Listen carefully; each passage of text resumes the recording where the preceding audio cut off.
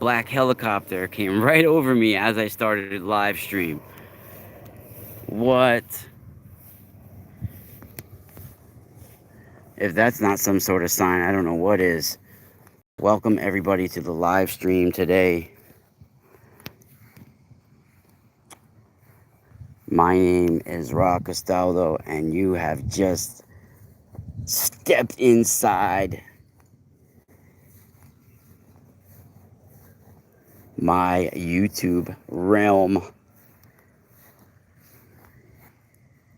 This is my prototype big saber-tooth copper, big gauge copper and green presiolite.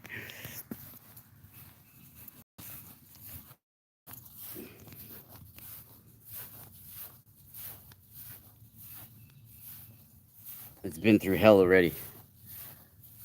I wear this all the time. This is a big, huge gauge.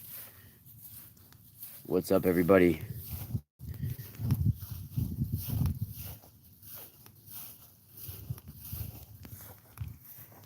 Hope you guys are here. Smash that like button to get me in your algorithm.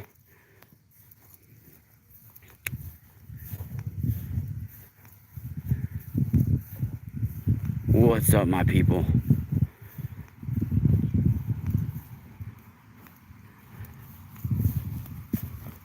Also, I encourage people to go to patreon.com/themysticalspiral. The more people we have joining the live streams there, the more I can do it. I would actually do Patreon all day long live streams if we had the people, if we had the people willing to be in the streams with us on Zoom and things like that. So for as little as $2 a month, you could join up on Patreon to go through. We're going through all the ancient writings and tablets because I am showing people literal evidence that very important information exists right there in front of us. Some weird changes happen on the planet in many ways that people don't realize. When some of the ancient temples were excavated and entered after thousands of years of being sealed. And these writings are very, very important. Incredible. Scarabs. We can have scarabs made for you. For sure. I can have them custom made for you. Whatever kind you want. You could get it made to order. For sure. I had lapis lazuli scarabs last time with gold pyrite in it. Really cool. Scarabs is a whole nother topic I've gone through, and we'll do actually, if you go in my Patreon in the keyword search in the archives and just write in scarabs, you'll get all sorts of articles and videos and things I've done for I got Patreon archives that go back five years or more, with thousands of posts that most of the world has never seen, with some of the most exclusive research and work on the planet, everybody. There's a reason why my information gets suppressed. It's not because I'm 100% right all the time or anything like that. It's for many, many reasons that are related. Hello? Oh, wait, hold on. I'm getting a call from my daughter real quick right now. There's one of the most important topics, let me put it this way, that exists on the planet, of course, is about genetics, right? And about afterlife, what happens when people die, and how we get here, where we're going, the purpose of it all, right? These are all the main questions ultimately people ask themselves in the universe, right? And there's certain things that that I've experienced in life. When I was younger, people call them near-death experiences, what have you, that not only awakened something within me, right, that has been there for many, many lifetimes, I believe. But once there's something that transpires in someone's life where it's not about faith and believing in things anymore, it's certain things exist now. And when certain things exist and certain things transpire, that is more real than even this normal reality, what people consider normal. More vivid, more real, more everything, right? It's just more alive than anything else you've ever experienced, right? I myself, all people react differently to things like this, right? It took me many, many years, first as a teenager and young adult, to find my place and to realize what was transpiring. I tried numbing it out. I tried running from it, all of that. But ultimately, you got to confront your journey, right? And why you're here. If you don't start to ask those questions in life and you don't explore that spiritual side of your existence, then unfortunately this go around, you didn't make much progress, right? You only explored the one aspect of paying bills and working, and like, what is that? Did you come here to slave out, or did you come here to handle some crap, right?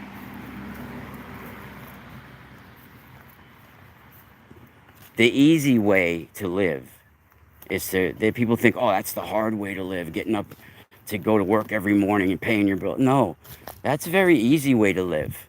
You're being told exactly what to do, when to do it, and how to do it. All you got to do is wake up in the morning, go there, punch in, blah, blah, blah, go to sleep, wake up. It's a very safe way to, comfortable, safe.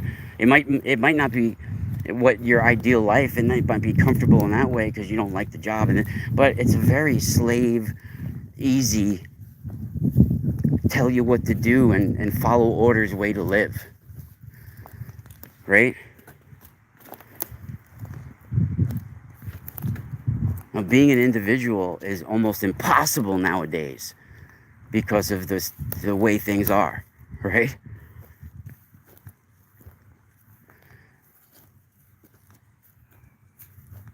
Really is. We all are very powerful humans. We are cosmic beings. We are a small piece in a huge, huge puzzle out there. But we have very important value. Why? Because we're made of cosmic currency. Our DNA, that's cosmic currency. And there is a war in the cosmos over cosmic currency and control. Right? Forget about the problems on Earth. There's galaxies and solar systems that are being seeded on a massive level. There's things going on out there, and we're a small piece in that, but we're made of cosmic currency.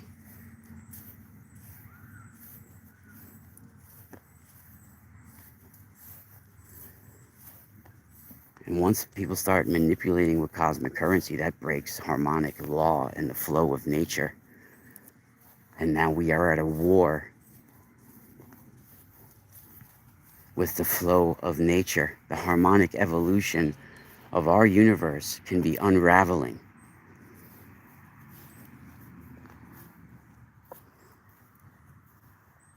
Right?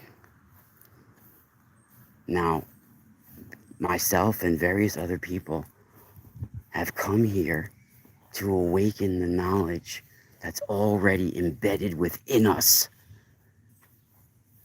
And certain strategic locations that have been here for tens of thousands of years have been installed on this planet to collect the information coming from the sun and to be able to transmit that information to us, information about our evolution as a species, information on how we can harmonically flow with nature.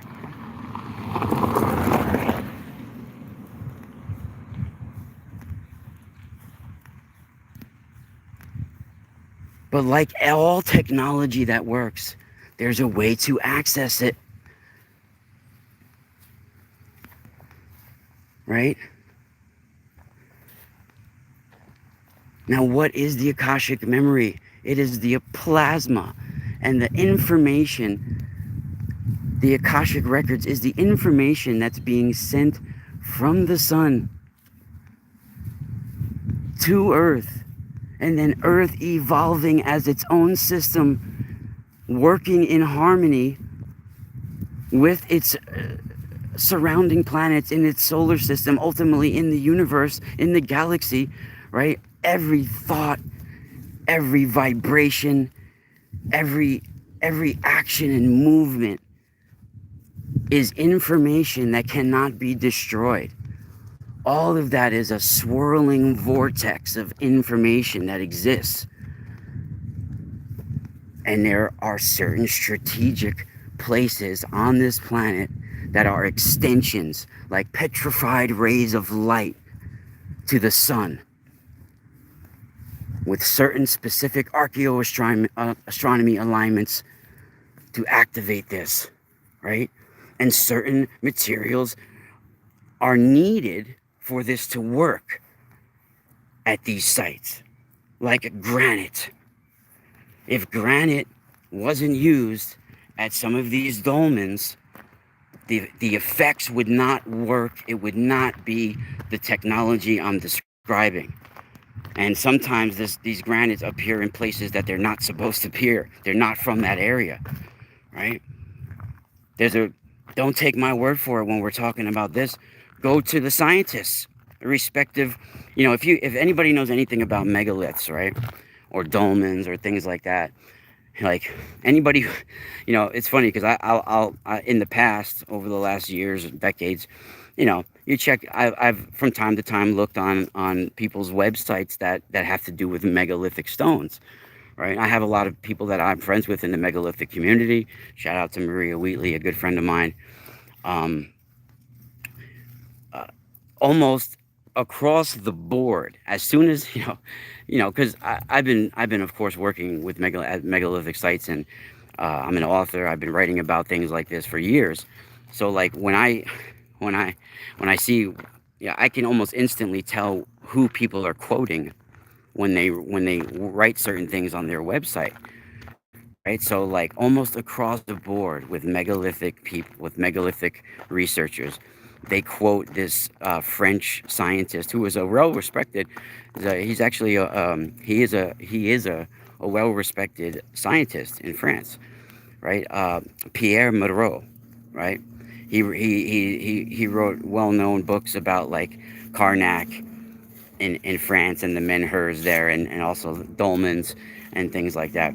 So right, almost across the board, megalithic researchers always quote almost word for word Pierre Moreau's writings about how dolmens act like what electricians would call a solenoid, a coil basically, right?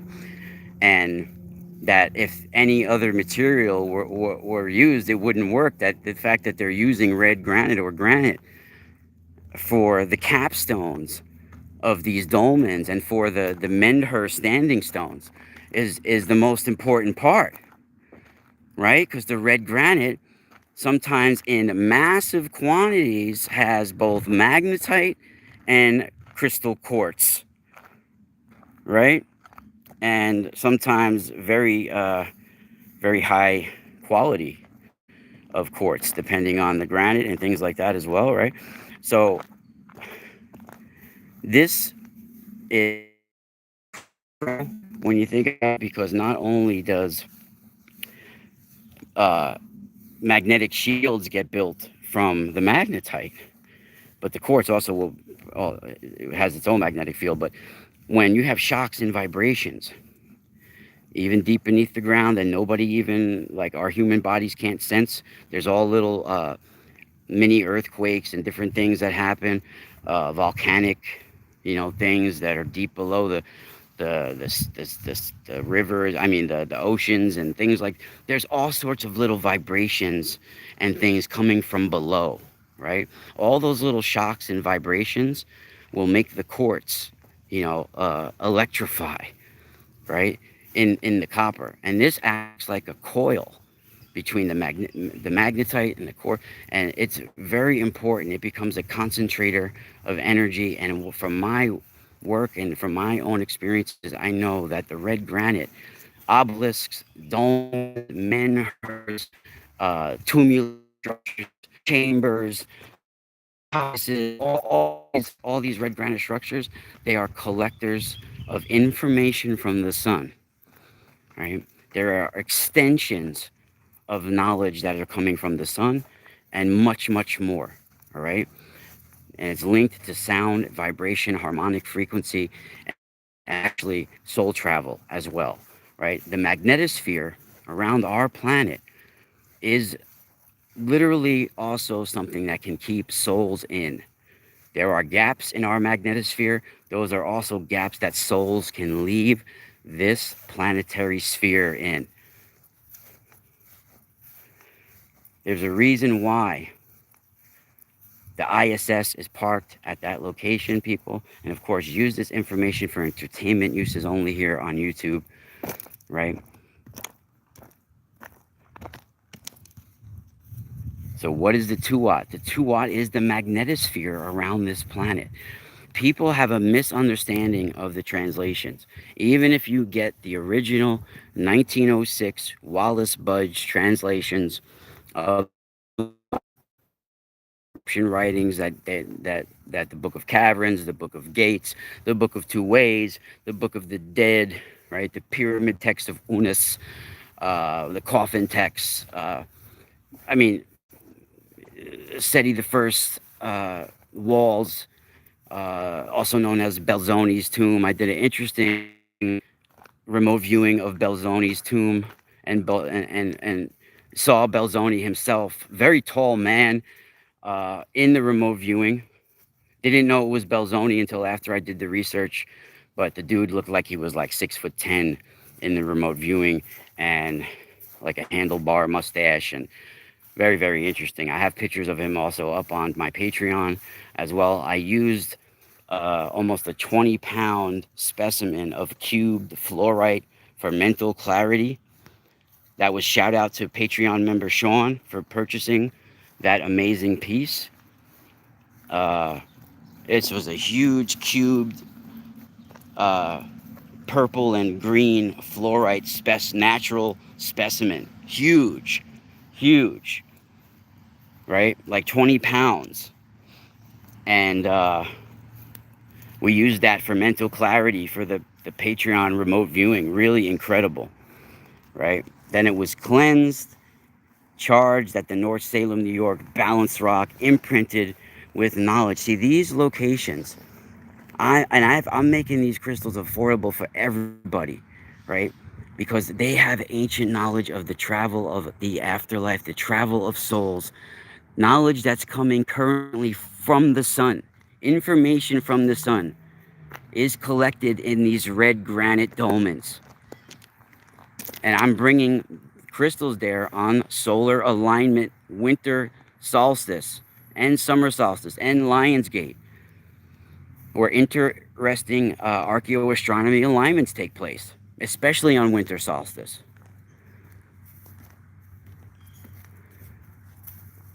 This is how to tap into the Akashic record. It's collected in crystals. Information from the sun is collected in crystals. It's stored like memory. You can turn that memory on inside the moonlight and charge it up and collect it actually in the sun as well. But when the sun goes down, this is how you collect information.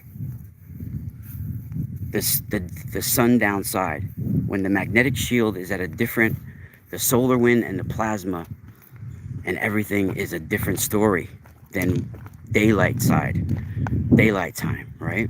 And that's what they're discussing in all these ancient writings that people have gotten misunderstood.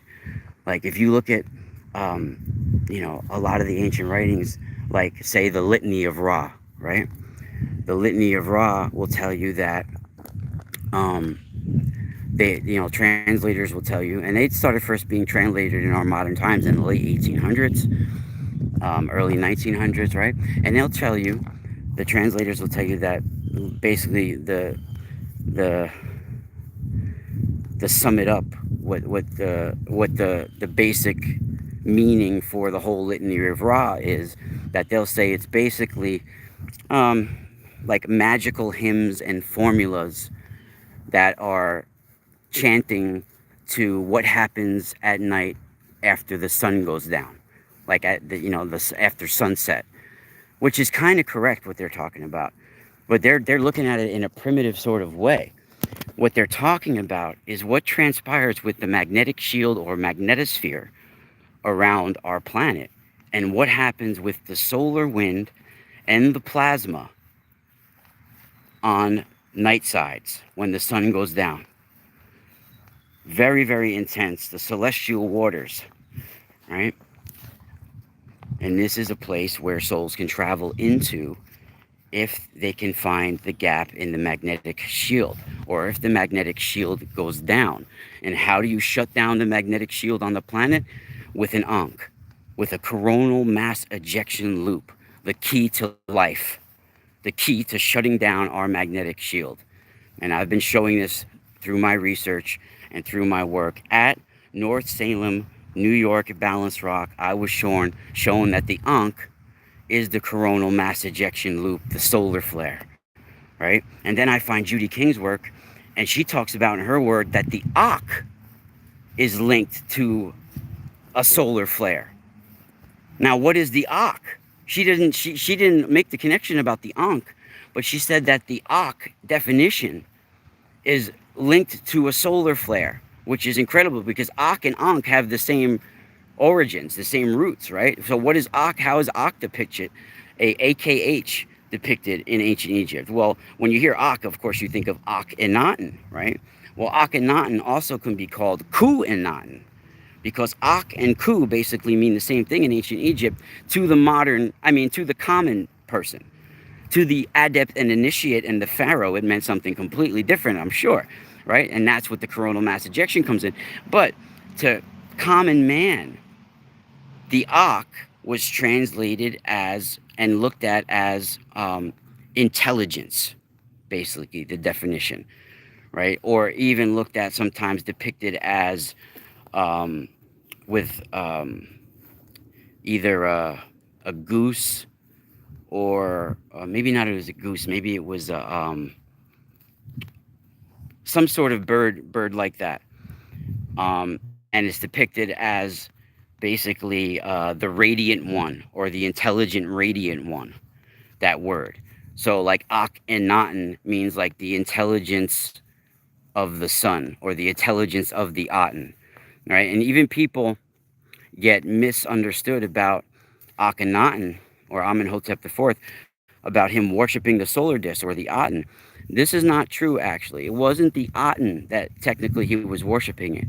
It was the intelligence of the solar rays, or solar flares, or the information that's coming from the sun, the rays of the sun that he was worshiping, right? So just like his name, Akhenaten, they're literally talking about the intelligence that's coming from the sun, the information that's coming from the sun, the plasma, the solar wind, the coronal mass ejections, and all the information that's being sent in them, which contains bacteria and all sorts of things going on, right? Really incredible, right? And they had this knowledge way before, and way how, I've mentioned this on my radio show. There's no way that common man, whether it was 5,000 years ago at the time of this transpiring or now, would be able to translate any of these sacred writings on these temples Anyway, the true meaning is what I'm translate what common man thinks they mean. But the true, first of all, common man wasn't allowed access to these temples, these temple walls, these tombs. They were sealed off. Only priests and pharaoh lines were given access to them. I'm pretty sure about that, right? So the knowledge of the writings are far from primitive, like everybody suggests. Why would you think the monuments and the structures they're building, we can't even duplicate today, some of them? And why would you think the writings associated with them, or the writings associated with the people associated with them would be the primitive writings when the structures are far from primitive? It doesn't make sense, right? So a lot of this is being misunderstood what they poetically and metaphorically and scientifically are truly describing, right? So there's no way a common man can translate any of these walls. They'll translate what common man thinks these symbols mean. But the only spiritual adepts and initiates and pharaonic lines were given knowledge, the true meanings to these symbols and what they truly meant and are implying and giving, which are sacred coordinates, right? Sacred coordinates, and how to guide to those sacred coordinates, right? And when they're talking about that word, hek au is a very similar mistranslated word, and with Thoth, they're not talking about sacred writing. They're talking about cosmic writing, DNA instructions, right? And it's almost 100% sure about that, everybody, right? It needs to be re-examined, and they have the most advanced bacterial genetics, plasma physics, and quantum physics being talked about in some of these writings. And this knowledge was only given to royal bloodlines, and that's it. Sacred priesthoods, right? So there's no way common man would be able to translate what they truly are, the true occult, scientific, poetic symbol means, right? No way they would, because many of these symbols have multiple meanings to them as well, and the common man thought the symbols meant something completely different, even in their own dynasties. Many were misinterpreting these writings. Many historians, like Herodotus and people like this, were given false information. They were not given the secrets, true secrets of the symbols. They'll be able to report what certain things looked like and the labyrinth looked like and stuff of Herodotus when he reported about the labyrinth, even Pliny the Elder and things like that. They'll be able to report what certain geographic locations and what certain people looked like, and how certain people were conducting themselves and things like that they witnessed. But as it comes for the sacred meanings to things and the spiritual practices and beliefs of others, they were not given the right, or they did not translate correctly the information correctly for many of the times.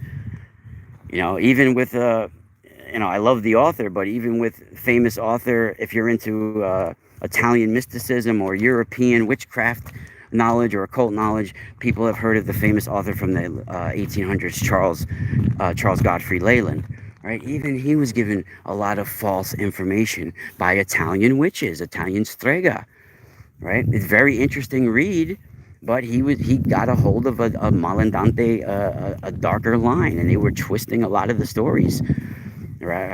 A lot of the information, they were twisting it dark for a dark feel.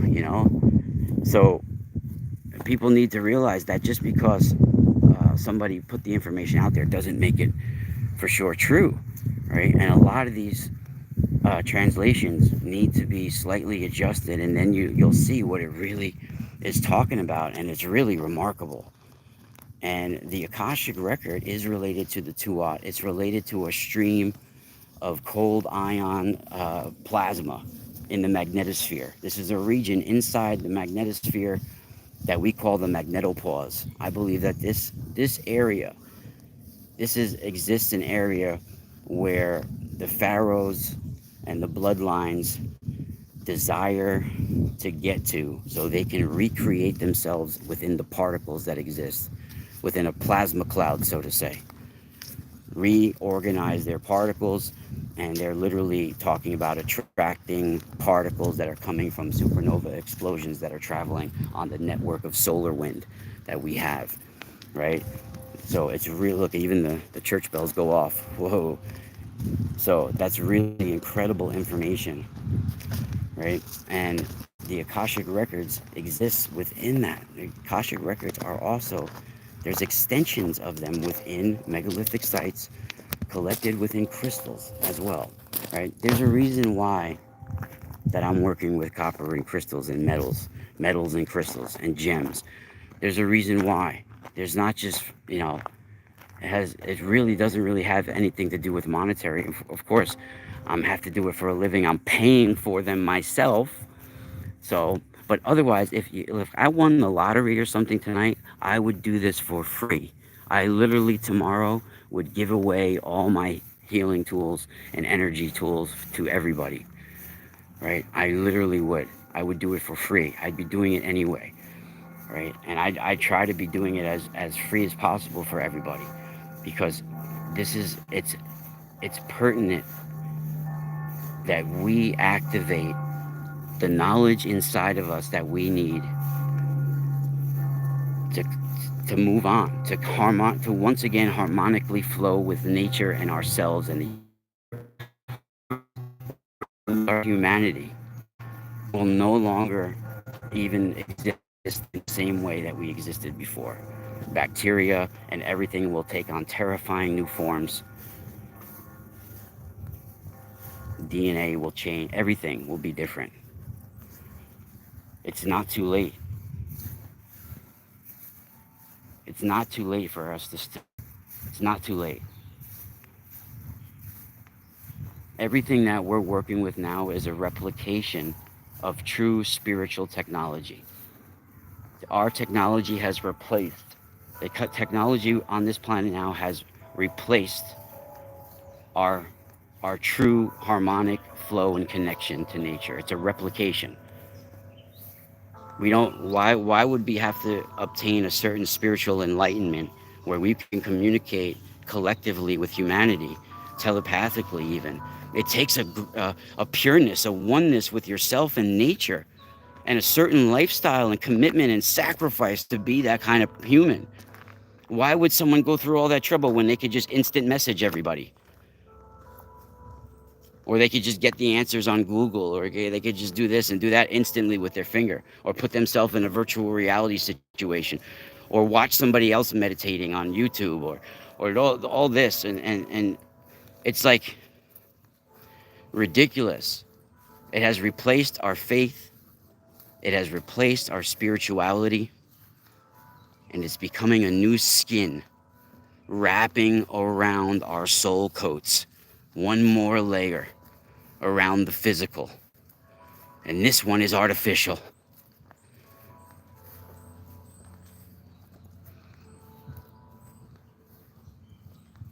Unfortunately, we need a bridge to our divine connection. And copper and crystals can help create that bridge and that shield. And that's why I've specifically imprinted crystals at the red granite megalithic dolmen balanced rock, where the magnetic anomaly is and the solar alignment is on winter solstice, because there's knowledge and information coming from the sun. Knowledge that humanity needs. And I literally even just made some of the AAA grade citrine and quartz from Brazil, $25 plus shipping for these massive towers. Some of them, depending on a couple of dollars vary on weight. But literally everybody, they're available for everybody right now, because collectively we need to change. So if that sounds, if that sounds like it means something to you, or if what I'm saying is giving you goosebumps or making sense to you, go to the Mystical Spiral store, go to patreon.com/the Mystical Spiral, join the TMS team today so we can collectively change. Literally, people, for $2 a month, you can literally join up for my Patreon. I'm trying to do daily. I'll do a couple a day between my work. We'll schedule it, but people haven't been showing up in the Zooms because it hasn't been that busy lately. But I will literally share this knowledge with you guys about the ancient writings, about the ancient religions, about a lot of things that we're mistranslating that have vital information about our humanity, about who we are.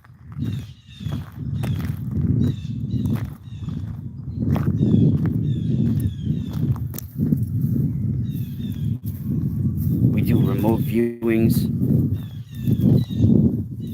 We got how to work with copper and crystals, and all of my research on there. Patreon.com/the Mystical Spiral, and of course right here at Exploring the Ka.